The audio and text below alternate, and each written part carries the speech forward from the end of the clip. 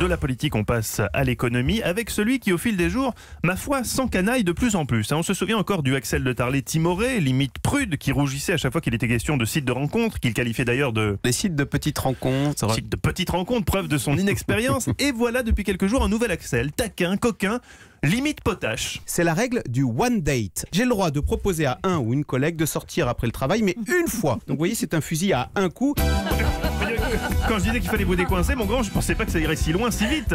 Axel, ce matin, retrouvez votre cœur de métier, l'économie. Total s'engage à ne plus fermer de stations-service en France. En 40 ans, le nombre de stations-service a été divisé par 3. Oui, et c'est un drame qui participe au sentiment de déclassement dans certains territoires. Vous savez que dans 38 départements français, donc Corrèze, Cantal, Lozère, il faut faire en moyenne entre 15 et 38 minutes de voiture pour trouver une station essence. Donc en fait, il est arrivé aux stations essence qu'il est arrivé au petit commerce, l'arrivée massive de la grande distribution. La grande distribution aujourd'hui, c'est 60% de la distribution d'essence en France.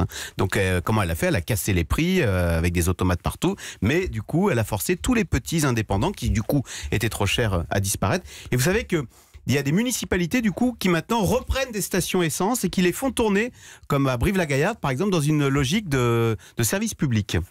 Mais pourquoi Total s'engage aujourd'hui à ne plus fermer de station? Par philanthropie, Axel? Alors, c'est vrai qu'à côté de la grande distribution, en gros, maintenant, il ne reste plus que Total en France, qui a encore 3500 stations. Alors non, je les ai eues, il y a une logique économique. D'abord, Total a réussi à trouver une formule ultra low cost avec les stations Total Access. Voilà. Mais la marge c'est est ça toute petite. Ouais. Oui, c'est moins cher les Total Access. Moi, dès que je vois un Total Access, hop, j'y vais. Voilà. Alors, mais ils gagnent 3 fois rien. Ils gagnent 3 fois rien. Ils gagnent 1 centime par litre, mais ils font beaucoup de volume. Alors, en revanche, dans les zones reculées, là, impossible de faire du volume. Donc là, il faut faire beaucoup de services. Donc ils font de l'épicerie, des coins postes, ils font du café, de la boulangerie, etc. Et ça marche. Il y a aussi une logique de territoire, parce qu'en fait, hier, Patrick Pouyanné était l'invité de Total. C'est là où il a annoncé qu'il ne fermerait plus de station. Et il a eu ces mots, il dit la station, bien souvent, est l'ultime commerce dans les zones reculées.